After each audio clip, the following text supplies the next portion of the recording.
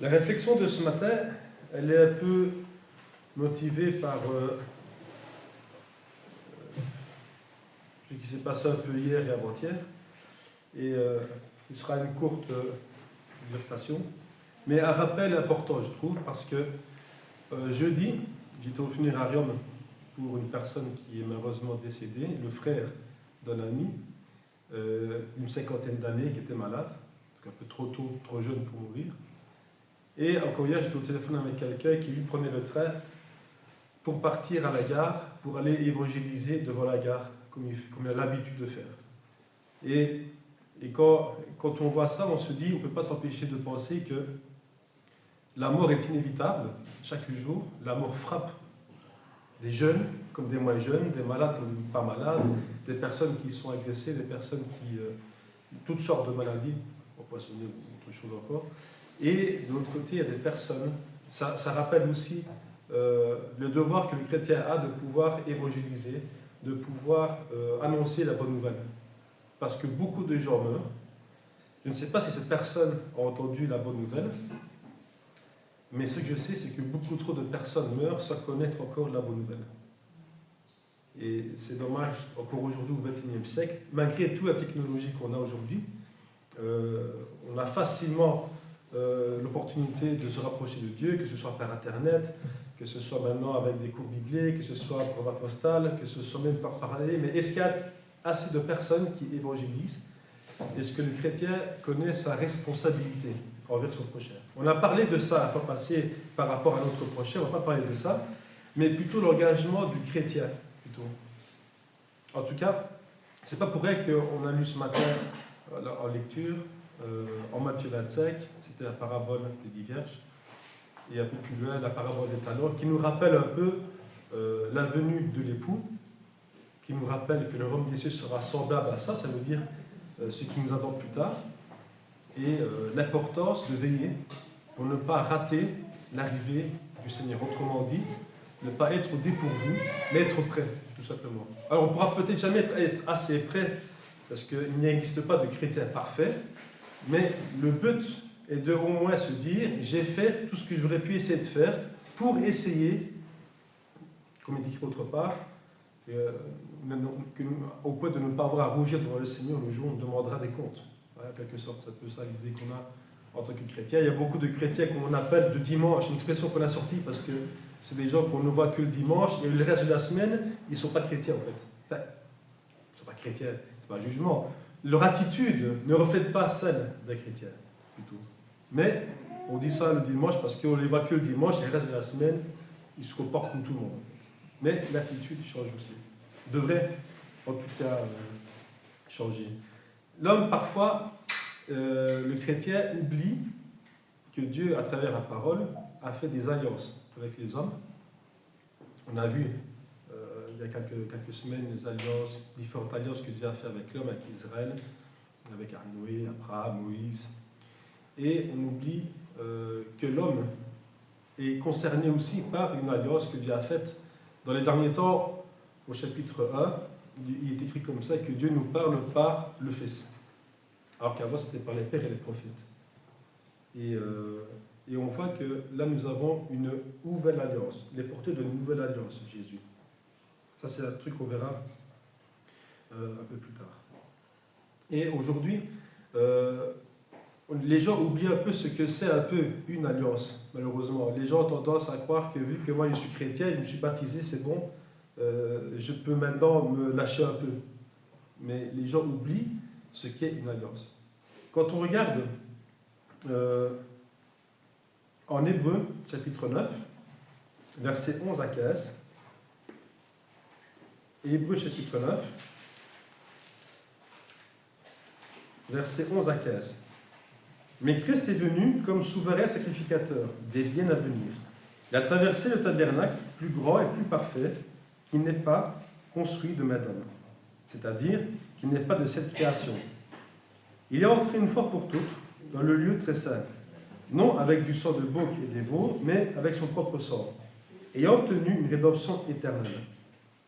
Car si son sang, des taureaux et des boucs, et le sang d'une vache répandu sur ceux qui sont souillés, sanctifient et purifient procure la pureté de la chair, combien plus le sang de Christ, qui par un esprit éternel s'est offert lui-même, sans tâche à Dieu, purifiera-t-il votre conscience des œuvres mortes, afin que vous serviez le Dieu vivant. Et c'est pour cela qu'il est le médiateur d'une nouvelle alliance. On comprend ici que Jésus est le médiateur d'une nouvelle alliance, ce qui concerne le Nouveau Testament. Le chrétien. Tout chrétien est concerné par cette nouvelle alliance. Ceux qui se disent en tout cas en Christ. C'est ça que ça veut dire. Quand on voit la signification du mot alliance dans le dictionnaire, on trouve elle scelle une union durable et une promesse de soutien mutuel face aux épreuves. Ça, c'est ce qu'on trouve comme définition à alliance. Logiquement, et il dit à condition qu'elle soit respectée des deux côtés. Sinon, ce n'est pas mutuel, forcément. Donc, je répète, elle scelle une union durable et une promesse de soutien mutuel face aux épreuves.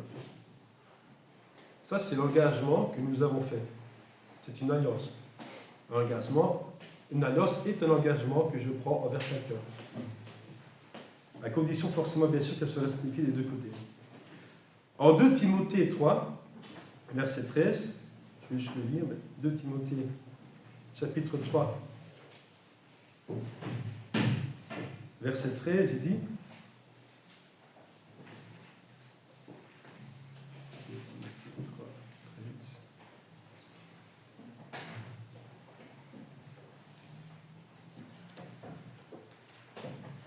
c'est pas grave. Mais tout ça pour dire que dans ce passage-là, il dit comme ça que si nous demeurons infidèles, Dieu lui demeure fidèle. Ça veut dire que si nous avons, avec le temps, des fois avec les épreuves, on peut toujours essayer un peu on s'écarte un peu de Dieu malgré nos épreuves. Des fois, on peut perdre la foi. On peut perdre un petit peu les forces, dans le sens que c'est trop dur pour moi cette fois-ci. Mais si Dieu demeure fidèle, lui ne peut pas se renier. Et nous, par contre, nous, hommes, on peut se détourner de la promesse qui a été faite. Mais Dieu, qui lui demeure fidèle, ne peut pas se détourner de la promesse qu'il a faite avec son peuple. Ça veut dire que nous nous sommes aussi engagés des deux côtés. Une alliance est faite entre Dieu et les hommes, et entre les hommes et Dieu. Ça veut dire que les deux cas, les deux corps, façon de parler, je veux dire par là, sont concernés. Mais nous savons que Dieu, lui, demeure fidèle.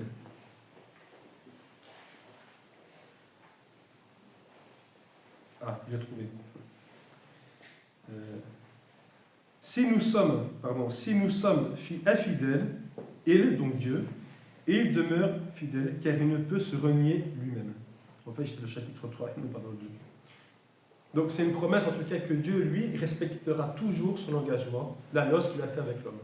Chose que l'homme parfois oublie, l'engagement qu'il a fait avec Dieu.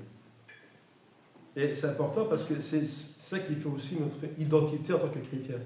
Un chrétien ne peut pas, comme on dit, se comporter d'une façon et tout le reste de la semaine se comporter d'une façon qui est incohérente avec son comportement, avec son identité. Quand je prétends, moi, être une personne comme ça, c'est pas une façon de se vanter ou pas, mais vous pouvez parler à toutes les personnes, que ce soit des collègues, de la famille ou le voisinage, telle personne est comme ça parce que c'est lui, tout simplement. On peut porter des masques, mais ça c'est autre chose. Parce qu'une vraie personne se montre tel qu'il est, il n'a pas à se cacher de celui qu'il est. Des personnes sont gênées de dire qu'ils sont chrétiens. C'est plus délicat. En 2 Corinthiens, Paul nous rappelle en quelque sorte de responsabilité. 2 Corinthiens, chapitre 5, versets 14 et 20. 2 Corinthiens 5, 14 à 20. Car l'amour de Christ nous presse.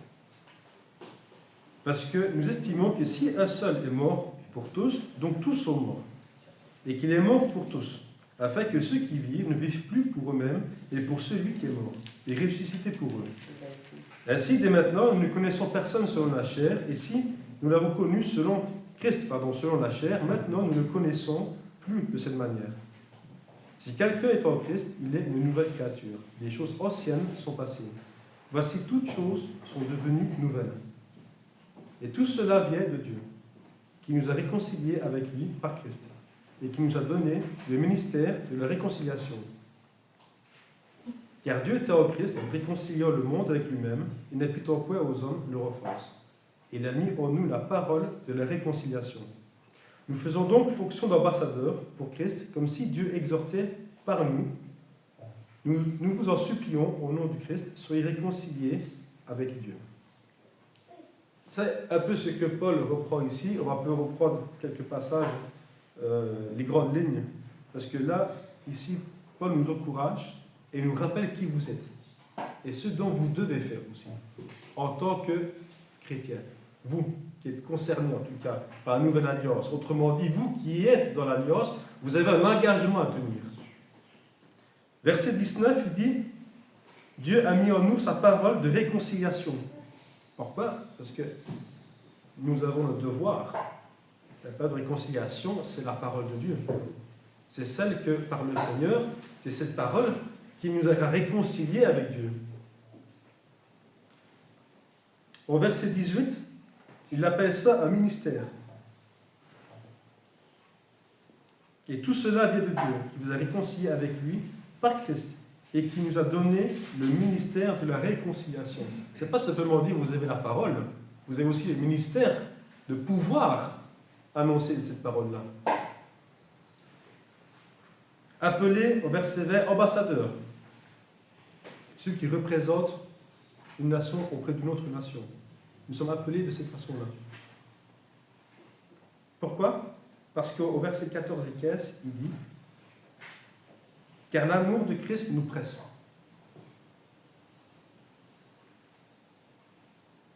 Parce que nous estimons que si un seul est mort pour tous, donc tous sont morts.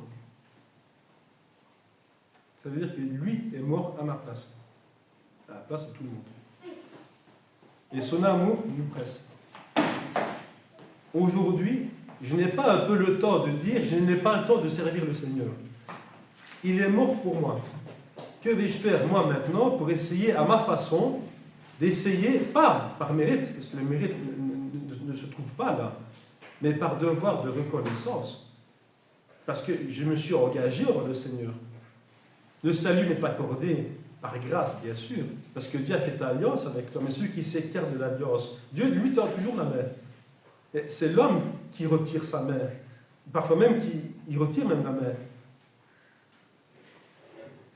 Comme on l'a dit en 2 Timothée, Dieu lui demeure toujours fidèle. Parce qu'il ne peut pas se renier lui-même. Dieu est amour. C'est là que notre responsabilité, notre engagement envers ce qu'on appelle une alliance, qu'on se dit en tout cas chrétien. Quand on dit dans les actes, il est écrit « Celui qui croira au Seigneur Jésus sera sauvé ». Le fait de dire « je crois » ne veut pas simplement dire « oui, je crois ». Ça veut dire « je crois, mais je m'applique à ce que je crois ». Le mot « croire » veut dire « je suis certain de ce que je crois et maintenant je vais appliquer la parole que j'ai apprise ». On m'a donné la parole de réconciliation. On m'a donné le ministère de la réconciliation. Je suis appelé ambassadeur. Qu'est-ce que je n'ai pas encore compris pour ne pas m'appliquer à la tâche. On rappelle quand même que Jésus est mort pour moi et pour tout le monde. Des fois, l'alliance, on prend le cas d'un truc qu'on connaît tous, qui est le mariage. Non pas que...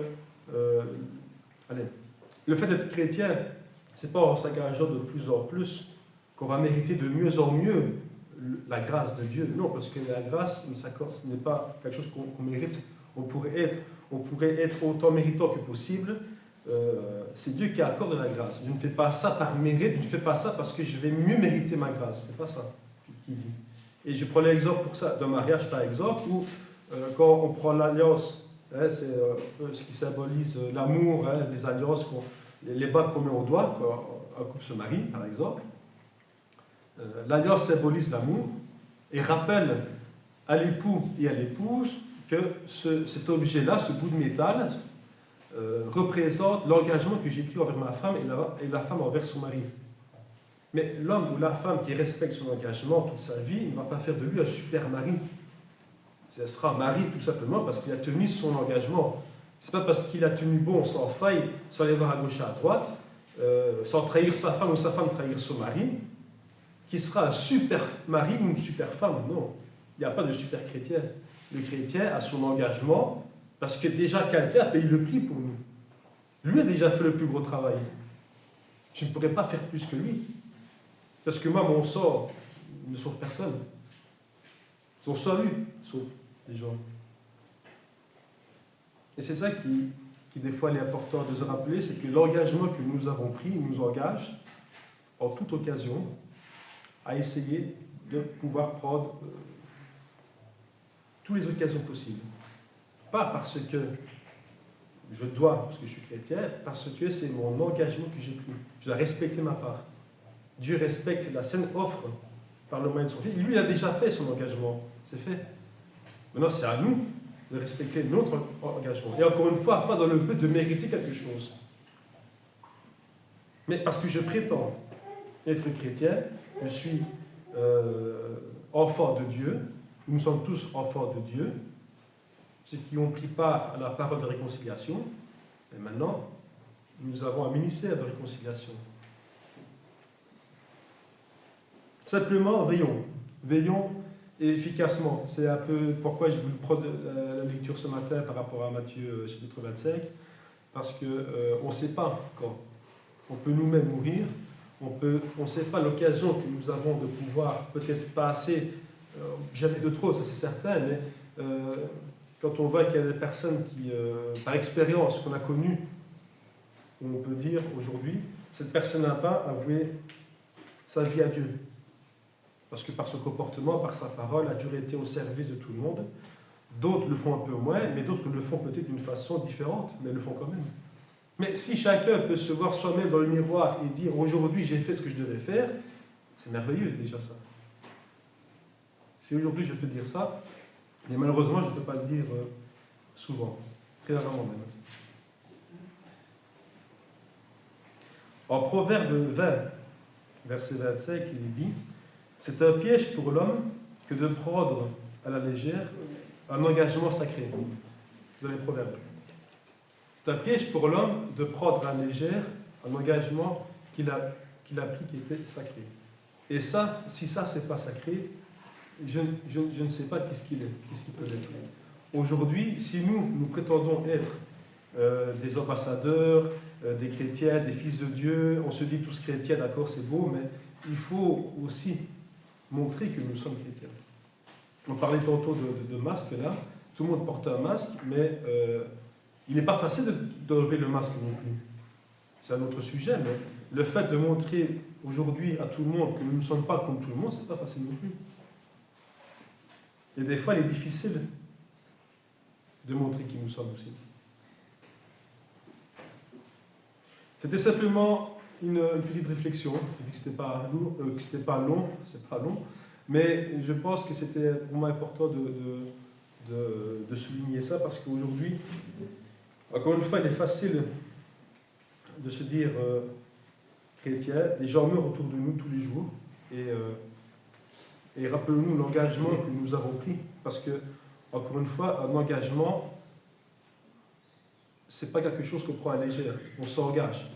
On y met toute notre force, on y met tout notre honneur, toute notre fierté, toute notre parole.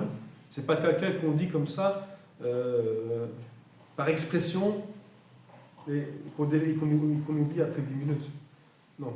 Parfois même, ils disent même certains noms pour s'assurer que les gens les croient quand ils parlent. Mais on n'a pas besoin de ça. Votre oui soit oui, votre non soit non. Ça, oui. Mais tout le monde encore ne considère pas toute parole de Dieu comme étant des paroles assez impactantes, on va dire. Non. Notre parole, la parole qu'on a lue ce matin et ce qu'on a eu encore aujourd'hui, on ne peut pas être en désaccord avec nous-mêmes par rapport qu'on a lu ce matin que celui qui ne peut pas dire j'aime Dieu, ne peut pas dire qu'il est son frère,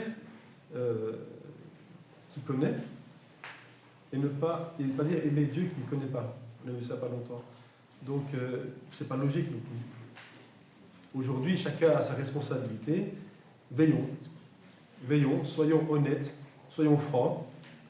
Essayons en tout cas de nous engager du mieux possible. Rappelons-nous l'engagement, pas seulement quand on fait le repas le dimanche ou quand on vient mercredi pour faire l'étude, mais à chaque fois qu'on a l'occasion de prendre position, c'est une façon de respecter l'engagement qu'on a pris avec Dieu. Il est trop facile de dire je vais faire ça mais je ne le ferai pas parce que ce n'est pas possible, il n'y a pas moyen. Des fois au travail on peut tricher un peu, des fois au travail vous avez un salaire pour un travail que vous faites, même si le travail est mal fait, si on ne le voit pas vous êtes quand même payé. Celui qui vous paye ne vous a pas vu mal travailler peut-être. Il y en a qui s'en sortent facilement, d'autres se font plus remarquer et se font mettre à la porte, d'accord. Mais on ne rigole pas, on ne se moque pas de Dieu. Donc aujourd'hui, celui qui prétend être chrétien, qu'il le fasse d'une façon honorable et de l'engagement à la hauteur, même si on ne peut pas arriver à cette hauteur-là, mais à la hauteur de ce que Dieu a fait pour nous. Sans y parvenir, ce n'est pas possible. Mais raison de plus pour essayer de s'engager un maximum possible. C'était simplement l'encouragement ce matin parce que tout le monde est concerné. Moi, en tout cas, je suis concerné. Et je pense que tout le monde est concerné parce que c'est important de se sentir utile. Quelqu'un qui ne se sent pas utile, il s'ennuie. Il abandonne, il déprime, il arrête tout ce qu'il fait. Donc, un chrétien n'est pas quelqu'un qui doit se sentir utile à un moment donné. Un chrétien, tout enfant de Dieu, chrétien, tout enfant de Dieu a une responsabilité. Et cette responsabilité, il faut l'honorer. Dieu lui a déjà fait sa part. À nous maintenant de faire la nôtre. En parlant de mots, je reprends souvent Joseph comme exemple, notre frère Joseph qui n'est plus ici avec nous. Il avait dit aussi une fois que, avant qu'il ne se fasse baptiser, il était en train de perdre ce qu'on il avait dit si je tombe, c'est fini. Oui, je me rappelle. Si je tombe, c'est fini. Donc il a vu tout. Il avait pris conscience que s'il tombe aujourd'hui de l'échelle, c'est fini. Donc c'est pour ça qu'il a essayé consacré au Seigneur. Et il a même dit après ce baptême, après quand il est retourné travailler, il a dit maintenant tu peux me prendre, je peux tomber. Voilà. L'importance d'avoir la confiance, tu vois.